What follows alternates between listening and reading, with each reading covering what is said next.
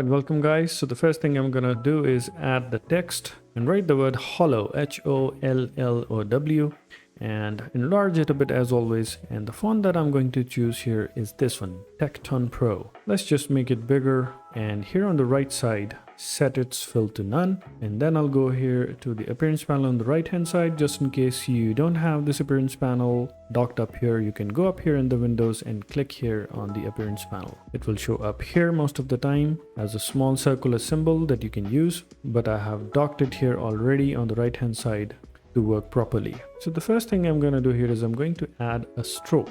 Now I have these three pre-filled colors here on the right hand side, but the moment I choose the ink tool, you'll see something. I choose a color, it doesn't apply it to a stroke, but it applies it to a fill. So how to work around that so that it would apply properly to a stroke and a fill as well? For that, I need to do something with these three colors and add them here in the swatches. I'll go here in the swatches and press here on the button right here, and it says new color group. But I press it, nothing happens since I haven't selected the color. So I'll select these three, go here again and press new color group and press OK. Now you can see the three colors have been added down here. Now I can use them whichever way I want. I'll again set this to none, go back here in the appearance panel and press it here and just simply click on the color whichever I want to add, down from down here or from up here. As you would see, I'll select it and select this color. Now it applies to the stroke and not to the color. Since it's a very light color, it might not be properly visible, but I'll increase its thickness and now you can see. So you can add a color group here in the swatches to work with to make things easier rather than picking from the eyedropper tool. Let's add another layer.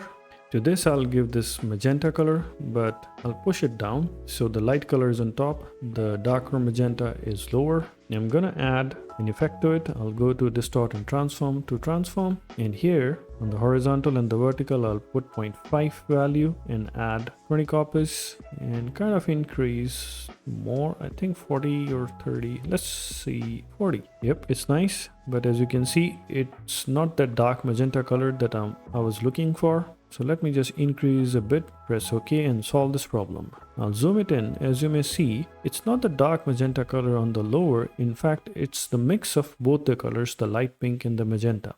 And the reason for that is, as you may see, the transform here is applied here. It should have been part of that stroke here, but I have applied it down here, so I'll delete it. So when you apply a stroke that is not inside selected color and rather is on the bottom, without selecting any layer, it would apply to all the colors. So I've deleted it, and now I'll select this stroke and add again. I'll go here, press FX, distort, transform.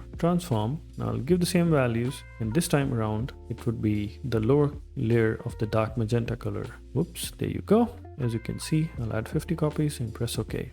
So far so good. So as you may see, it already has begun to give this feeling as if the text is hollowed out. So I need to add a third layer as a base that would give it a nice hollow fill. So I'll add another fill and give it this dark color. As you may see, it's very easy to guess that the word is hollow, empty, and has a 3D feel to it. But I'll reverse the colors. I'll replace the magenta with the dark brown and the dark brown with the magenta. Basically reverse them. Yep.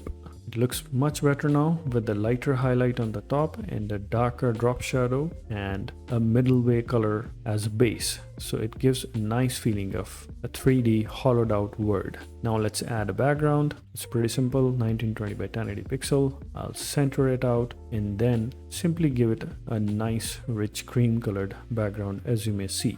I'll push it down by pressing Ctrl Shift and right bracket, and that's pretty much it. Now just slightly change the color of the background, make it a little bit more kind of pink reddish, a little bit darker, and I think that's it. I'm happy with what I've been able to build. So it's a quick small tutorial on how you can make a hollow looking text. Thank you so much for watching, and I'll come back very soon with another video.